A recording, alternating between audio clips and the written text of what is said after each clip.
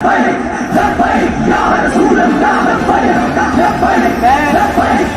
قسم کھا کے کہتا ہوں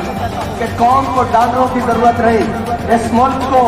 ڈالروں کی ضرورت نہیں، اس ملک کو کسی کے آگے جناب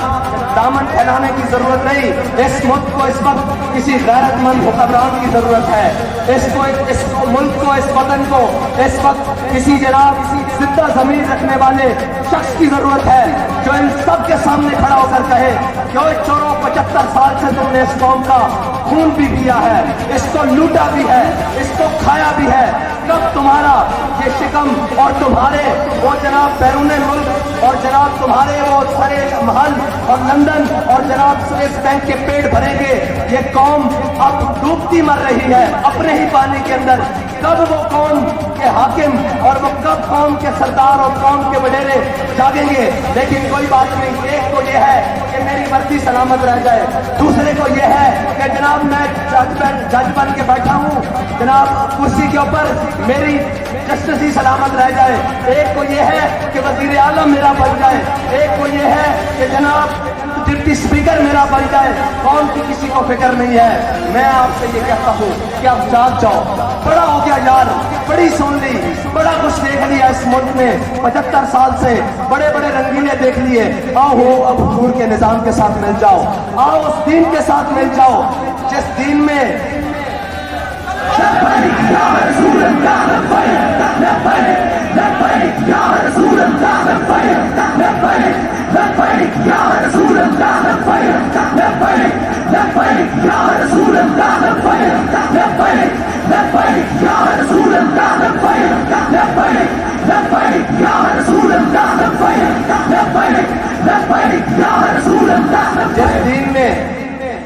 حضرت عمر کو پہلے سامنے کھڑے ہوئے پوچھ لیا تھا کہ جناب بتائیں آپ نے یہ کرتا کیسے بنایا ہے، اس دین کے ساتھ مل جاؤ، اور وہ دین جو وقت کے چیف آف آرمی سٹاف نے اور جناب joint chief of army staff نے نئے کپڑے پہنے ہو تو حضرت عمر نے پوچھا ہے تم بدل گئے ہو؟ پتہ ہے بیت المقدس کے موقع پر جب حضرت فاروق اعظم تشریف لے کر گئے تو آگے سے حضرت خالد بن ولید اور حضرت ابو عبیدہ بن جراح تشریف لائے، تو انہوں نے دیکھا کہ انہوں نے نئے کپڑے پہنے ہوئے ہیں اور جناب نئی قبائیں اوپر اور نیا لباس پہنا ہوا ہے، تو حضرت فاروق اعظم نے کیا فرمایا؟ انہوں نے کہا کہ جناب امیر المومنین آپ بھی کپڑے تبدیل کر لیں، آگے بڑے بڑے رؤساء امراء اور بڑے بڑے جناب ان کے قبیلوں کے سردار کھڑے ہیں، بڑے بڑے لوگ کھڑے ہیں، وہ دیکھ کر کیا کہیں گے کہ امیر المومنین کے کپڑے ایسے ہیں، مسلمانوں کے حاکم کے کپڑے ایسے ہیں، مسلمانوں کے خلیفہ کے کپڑے ایسے ہیں۔ تو حضرت عمر نے کیا فرمایا تھا؟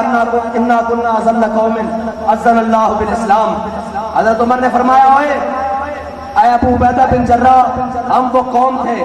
جو بھیڑ اور بکریوں کو پانی پلانے کے لیے ایک دوسرے سے لڑ پڑتے تھے، جو اس بات پر ایک دوسرے کو قتل کر دیے جاتے تھے، اور ہم وہ قوم تھے جو ذلیل تھے، لیکن ہمیں عزت دی اسلام نے، اور ان کپڑوں نے عزت نہیں دی، ان عہدوں نے عزت نہیں دی، اسلام نے عزت دی۔ آج وہ کپڑے اور عہدے اور اس وقت کے چیف آف آرمی سٹاف اور جناب joint chief of army staff نے نئے کپڑے پہنے ہوئے تھے۔ حضرت فاروق اعظم نے کہا کہ تمہارا رویہ بدل گیا ہے، کچھ فتوحات کے بعد تمہارے دماغ میں کوئی دوسری بات آ گئی ہے کہ تم نے نئے کپڑے پہنے ہوئے ہیں۔ تو حضرت ابو عبیدہ بن جراح نے اپنے اوپر والے بٹن کھول کے دکھائے کہ بابا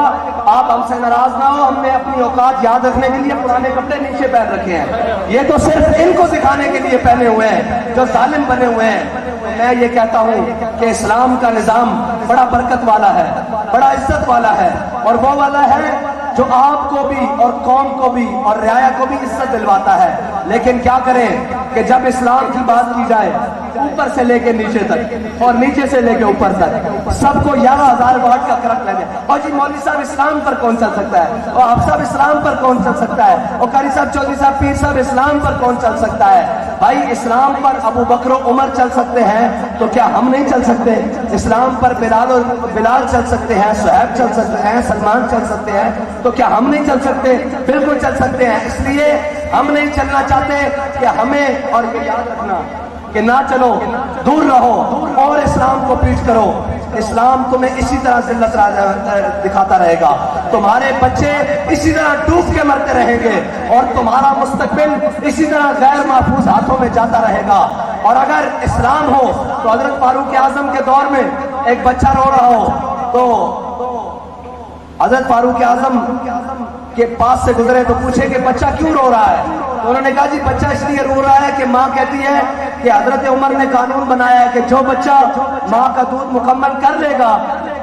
اس کو وظیفہ دیا جائے گا حکومت کی طرف سے، جو بچہ ماں کا دودھ پی رہا ہوگا اس کو وظیفہ نہیں دیا جائے گا۔ اگر اسلام ہو تو پھر یہ یوں مستقبل محفوظ ہوتا ہے، اور اگر اسلام نہ ہو تو پھر بچے ڈوب کے بلوچستان سے سمندر تک ان کی لاشیں بھی دیکھنے والا کوئی نہیں ہوتا۔ یہ ہے اسلام۔ اور حضرت فاروق اعظم کو جب پتا لگا کہ ماں کہتی ہے کہ وظیفہ حضرت عمر نے اتنا لگایا ہوا ہے کہ جب بچے دودھ پئیں گے تو ان کو سرکاری وظیفہ نہیں ملے گا، اور جب بچہ دودھ چھوڑے گا تو اس کو سرکاری وظیفہ ملے گا، ماں بچے کو اس لیے دودھ نہیں دے رہی کہ یہ جلدی دودھ چھوڑ دے تاکہ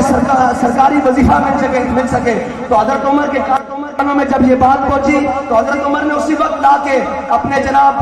نائب کو قاصد کو بلایا اور بلا کے فرمایا کہ ابھی فرمان جاری کرو، جو بھی عمر کی رعایا میں بچہ پیدا ہوگا اس کا کبھی سے وظیفہ جاری کیا جائے گا۔ اگر اسلام ہو تو وہ آپ کے مستقبل کو ایسے محفوظ کرتا ہے، اور اگر اسلام نہ ہو تو پھر آپ کی بیٹیاں کبھی جناب ادھر اور کبھی ادھر کھلے آسمان کے نیچے روتی رہتی ہیں، اور رونا بھی چاہیے ان کو پتا ہونا چاہیے اوپر ڈرامے باز بیٹھے ہوئے ہیں، اوپر کوئی فاروق اعظم کا غلام نہیں بیٹھا ہوا۔